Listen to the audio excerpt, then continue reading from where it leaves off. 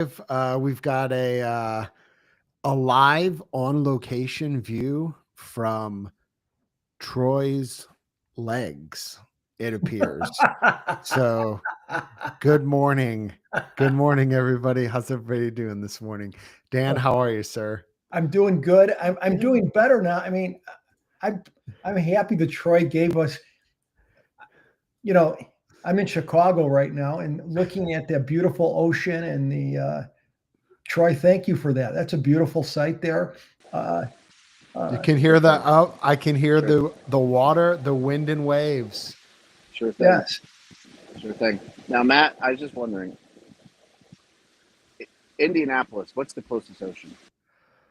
The closest ocean, I mean, I guess you count the Gulf as part of the ocean, right? So that's probably the closest ocean. But the big secret about Indiana that most people don't know is that we have mountains and beaches. And most people don't know this. And I've spoken on this frequently in the Option Omega Discord. But Lake Michigan has beaches. And they are honestly fantastic. That's and right. If you just look straight ahead, you might as well be in Bermuda, with the exception of the water is very cold and the water's not green. I hear you. It does not quite look like that. But I was about to say, close. I feel like I'm in Chicago right now. There you go. So the beaches east of Chicago up through in northern Indiana, Michigan are wonderful. And there are 3 sand mountains. They are a couple hundred feet, but they are labeled as mountains. So we're going with it. Troy, that's just a great it's a great view at 9 o'clock in the morning. The beach does not look crowded. No, it looks great. Beach is not too crowded. I will say, I'm showing you my face in different angles here. I will say it's picked up a little bit, but this is not. I mean, this is nothing. So I'm happy. I'm happy to be here. I'm happy to represent Option Omega at the Options Industry Conference. We have our summer swag now in place. So, Dan, Matt, you guys got some shirts coming your way. I believe Stephen V's got a shirt coming his way when I get back. Shout out Stephen V. For the work he did. And so, yeah, listen, happy to be here. I was telling the boys earlier, I pulled a back muscle. And so when you see me, if you saw me on the beach right now, I really do look disabled. If you saw me get up, I look like I'm 95 years old.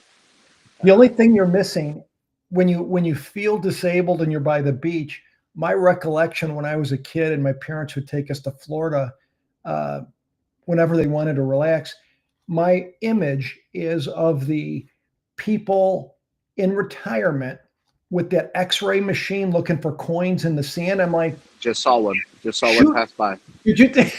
I'm like, is that what retirement is? I get my machine and I search for coins in the sand. You should ask him if he's found any Bitcoin in the sand. Yes, yeah, I'm the idiot that look for it. I what I do is I walk around and I bend down, and I'm going to be doing an interview at Option Industry Conference later today with some people, and I'm very afraid that because what happens is at random times when I turn, I make that like 80-year-old sound, but I'll just go just that right there. Actually just hurt. So I'm gonna let you know, option. It's 1 minute back to God. Yeah, that's what's the key? Any key speakers or sessions today that you're? Well, they're doing the state of the industry. Oh, good. If I know one thing about institutional options people, they're going to get the state of the industry wrong. Absolutely. They're going to talk about, payment for order flow or something, and the beauty of it. And then there it is, right there. Yep, there it is. Okay, reel back. And then tomorrow is more retail focused, so I'm excited about that. Good. And, yeah. I think they're starting to wake up to the idea that people are starting to automate trades a little bit. That's right. Nice for us and nice for our community. Yeah. There should be some, have you seen in there, is there going to be many people from the CBOE there, representatives or? Troy, can you hear me? Sorry. Oh, no. Back. back. Oh, you had Yeah. a bet more. Yeah, there are SIBOs there. It's crazy. I was telling Matt, a lot of banks. It's interesting the amount of banks that are going to be there.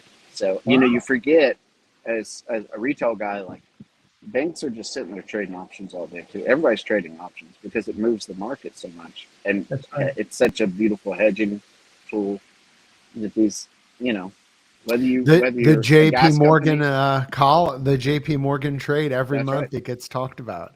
That's It's talked right. about. You know what I just realized?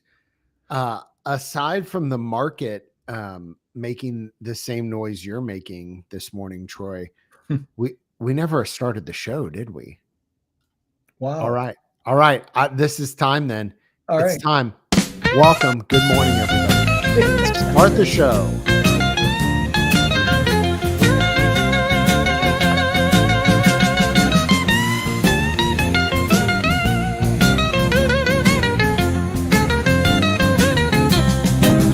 Every morning at 8:45 Eastern, Option Omega's got your back. Troy's dreaming big like LeBron. Matt's backtesting like a daddy Mac. Dan's 30 years got our way, trading life and markets every day. Rusty's chained to the mines, digging deep day by day. But when Option Omega releases new features, he's free to come out and play. Option Omega, you're trading home, where every move makes you feel less alone.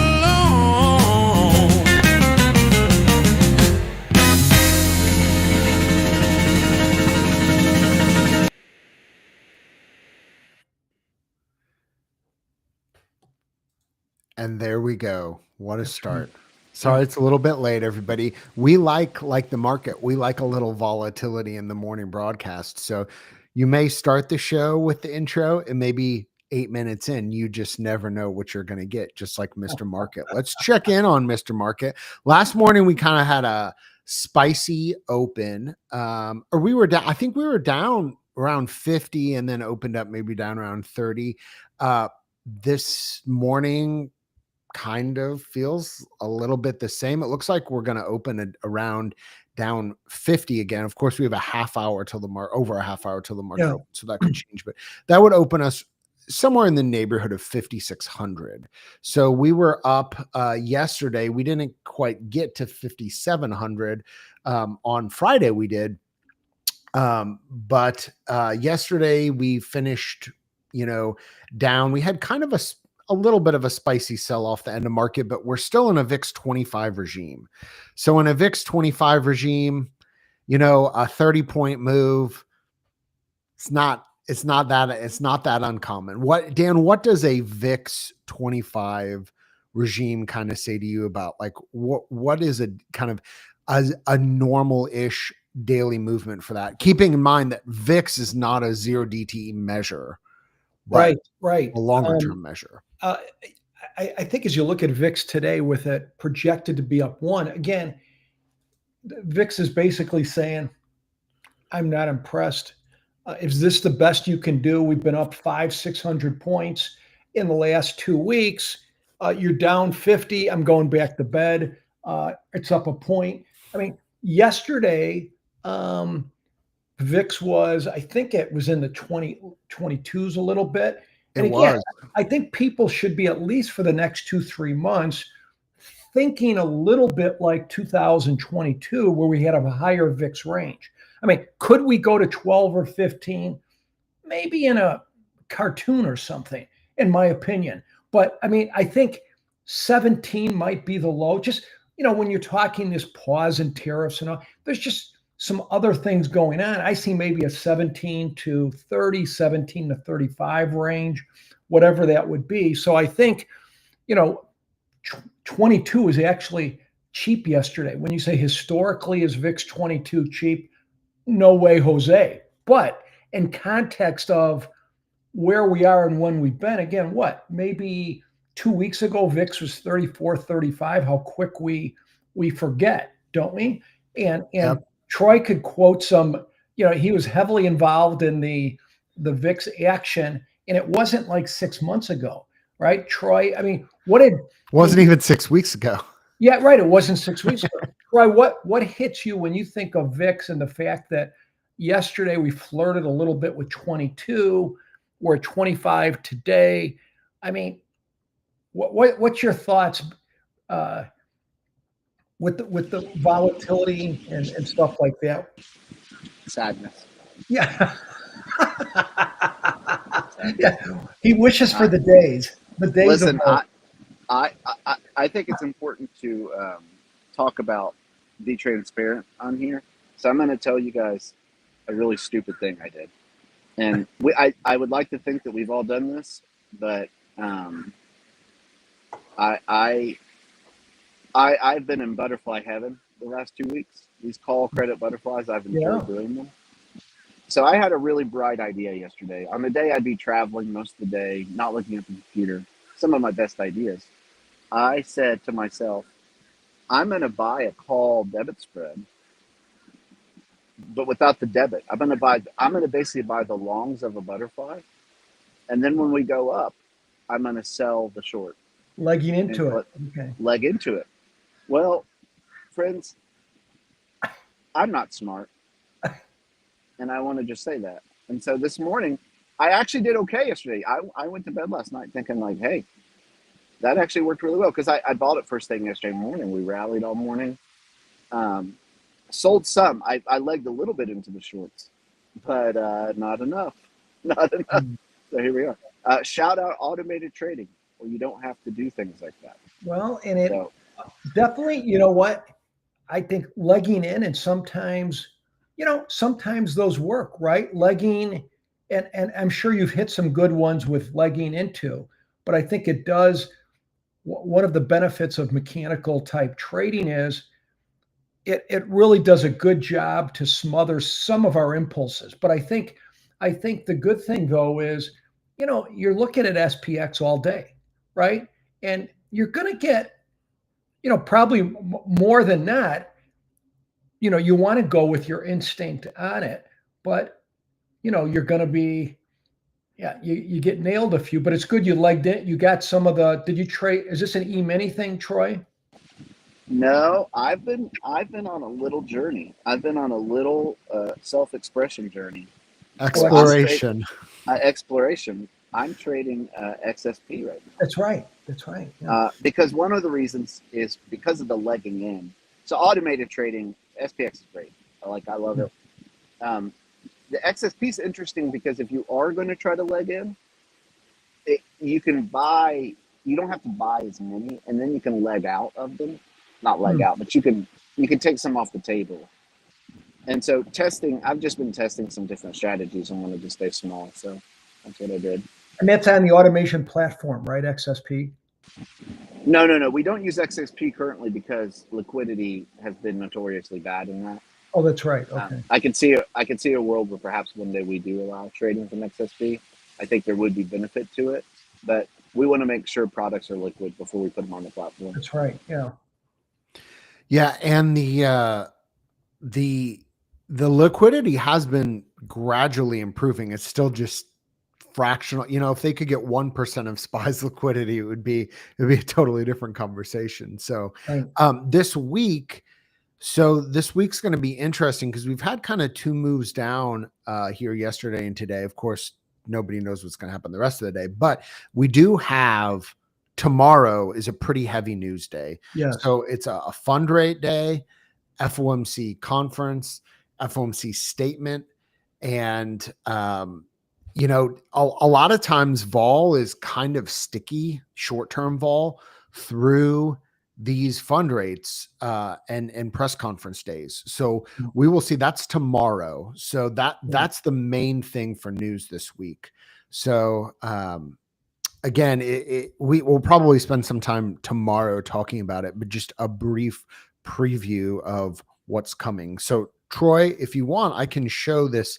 We have a very simple, extremely basic backtest to kick off this next iteration of backtest discussions. And so what you will notice about this backtest as I bring it up here is that, this isn't, what do you notice about this backtest? That's another way. What do you notice about this backtest, chat? As you're absorbing this backtest that is shared, what observations do people have about this? And this is this is just a kickoff to our discussion. So it's called Sell in May and Go Away ? So the question is, what do you see? And this was Troy. If you want to speak about this backtest for a second, you can. Well, basically, yeah. So I took the idea of saying, let's take all the dates from 2020, the May dates, tradable dates, and have those dates and play around this week and see what we can find. And so this is a really dumb test where you just sell call spread.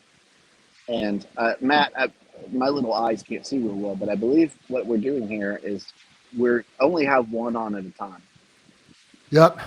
And it's you did the first Monday of the month. So it's literally the saying, sell in May and go away. And Stephen, you've got a shirt coming your way already.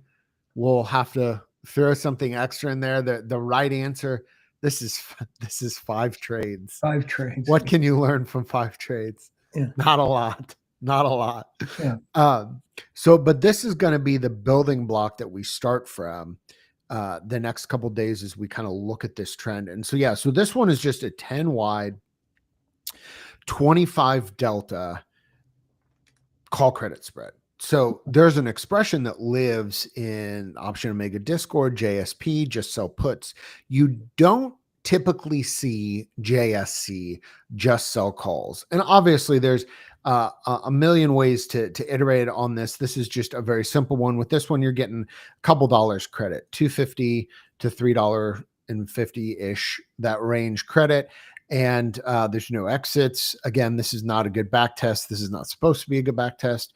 It's just one position at a time.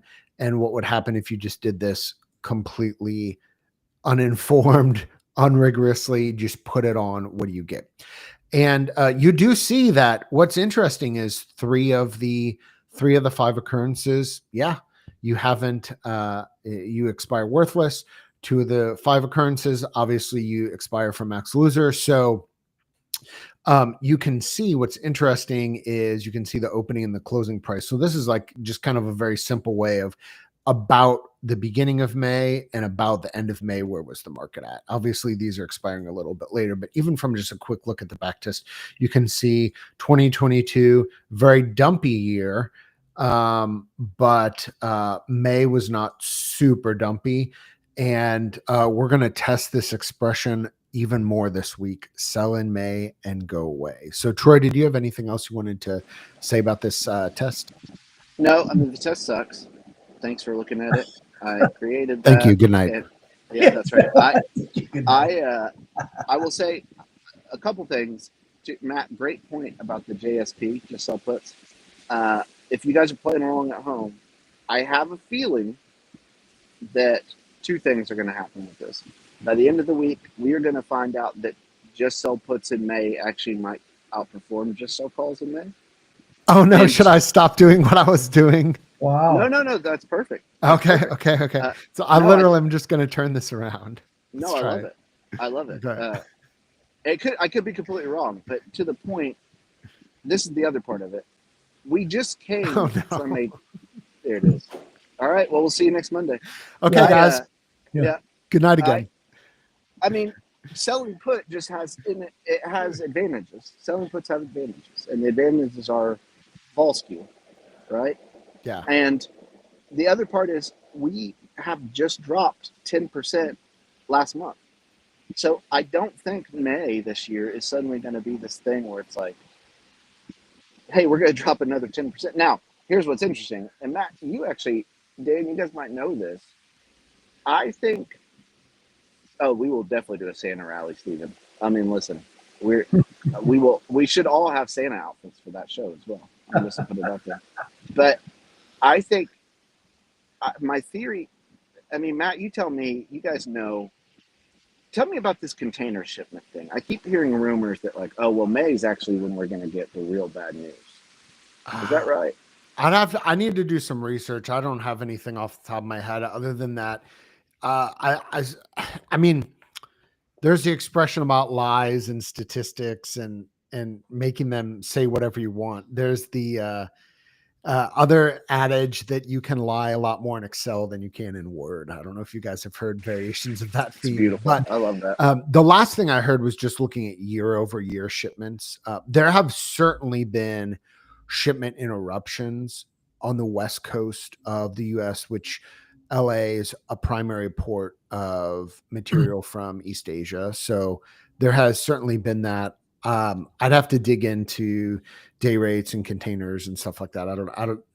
There's people that spend all day on that and are truly experts. We are not experts on that industry. So I'm not sure, Troy, to answer your question, but I know there've been short-term interruptions. Also, there was a story that was interesting that Amazon or Walmart, I think it was Walmart, told a lot of their overseas suppliers to go ahead and start shipping, even with the tariffs on, leading people to speculate that perhaps they might know something that's not entirely public about the future of this whole tariff discussion. So, that's we'll have to try to find that news story, but it was last week. The idea of their story was that they were starting to tell some of their Chinese suppliers to start shipping material again, even with the uncertainty around the tariffs. And the idea was that led people to believe that the tariffs were, there was maybe more nuance or resolution coming than they expected. Of course, like as you point out, the market's pumped 600 points or 500 points. Yeah. So I'm not sure how much of that is already priced in, or you can talk about how forward looking the market is. But and that's why we're in such dangerous ground, because a couple thoughts. One, it's not like you're going to get some Google headline in May that's like, hey, shipments are really low, and hedge funds and banks are going to be like, oh crap, I didn't know. Like, this is people's livelihood. This is what people do. People know. Yeah. Walmart knows something. And so you like COVID, and we've talked about this before. I remember after we had dropped 30%, people being like, well, we haven't had the bad news yet. Once the bad news comes, we'll really drop. That's not how the market works. That's right. Hey, can I say one thing on this strategy? Please. I just want to mention, when you think about just for a second in the situation we are like today, with, as Matt said, we've been up 500-600 points in a couple of weeks. You got that's a good Chicago. You got implied volatilities historically are still, even though we've come down a lot, they're higher.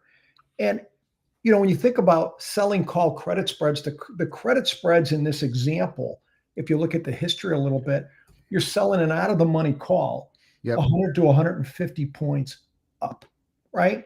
And if you told me right now, Dan, would you have a problem for the next week overall having on call credit spreads after the market's been up, a zillion points, 150 points out of the money on the shorts, 30 days out, which is enough time to deal with it? That's not a bad strategy. And again, remember what happens when you have credit spreads on.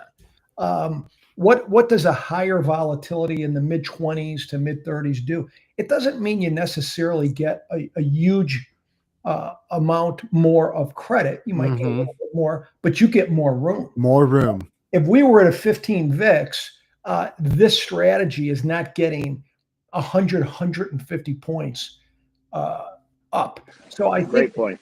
This is something I think I'd be very comfortable in the situation. If you said to me, would you be comfortable the next 2-3 weeks in something like this where the market is? Yes. Now, obviously, the big unknown is, the Fed tomorrow. Do you, on trades like that, do you wait till, okay, the most conservative might be, hey, you know what? I'll wait till Wednesday, later in the day, I'll have a little better feel if there were any curveballs at the press conference, or if they pull a rabbit out of a hat and do something with the interest rates.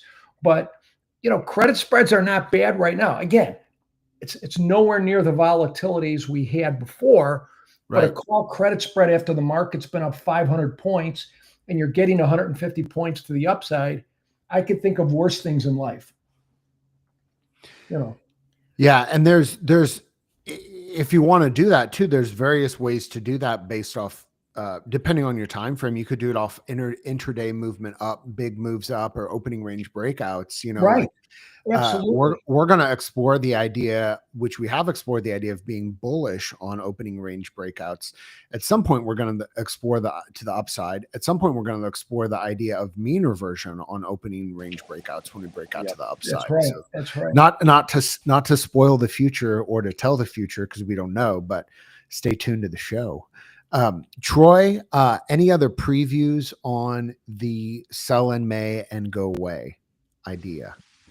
No, because I don't know if it's going to work. But that's the beauty of doing this, and that's the beauty of backtesting.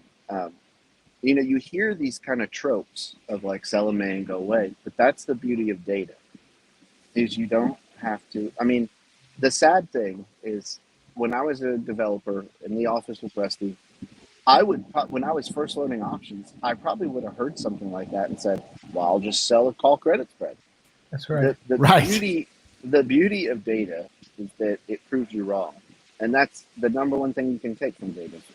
And I like, Troy, and Matt, the fact that you can, with floating entries and orbs and stuff, you could sniff around better with the data to find when is kind of optimal times, if you want to sell call credit spreads, when to do it, right? And that's what I'm excited about, that you have some,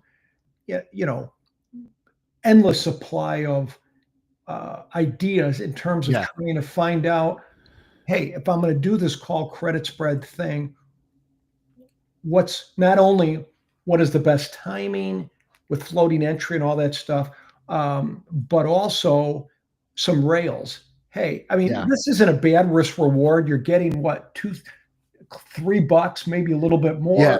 I've been playing around with different deltas and okay. This 30 delta one of the call spread is that's why the risk reward looked better. Okay. Yeah, I was just playing around with the idea of doing it, higher, close to the money 50 delta kind of zero strike offset versus lower delta 20 delta, because as you point out, we've got a world-class backtester here, so it's really quick to iterate on these things. Troy, what got you thinking on the 30 DTE versus maybe another time frame? What was your thinking? Well, sorry, back pain. I wanted to start with the idea of really just literally selling it for 30 days. Okay. And that's why it's such a small data set to start. We'll definitely dig into good start. Selling more, but I always like to start with a test that sucks, just because you can only go up from there. But no, I mean, here's the thing. I'm going to be surrounded by talk about Shark Week, just with these bankers all week. Should I just go up to them and try to make small talk and just say, hey, I mean, sell it, Mel, and go away. Am I right? Absolutely. And see how they like that. See how they like that. Yeah. The guy managing the JPM spreads every month. Selling May and go away. I hope he's there. If I can get a picture with the guy who does the JPM caller every month, I will get him on the show if I can. Troy, and if you can get, I mean, I'm just trying to picture in my mind, okay, tomorrow's show, you're on the beach in the shorts near the water, and you have a banker with his 3-piece suit on walk right up to you and have a conversation. Welcome to the show. Welcome to the show. Yeah. I'll have to put some pants on for that one. I'll have to put some pants on for that one. Well, guys, thank you for tuning in from this live on location OO show today. We'll be back at it tomorrow with more views. They may not be the same view you have this morning. This is a moment in time, so soak it in. enjoy the enjoy the beauty of the ocean as we end the show today. So thank you as always for tuning in, and we will see you guys tomorrow. Yeah. Get some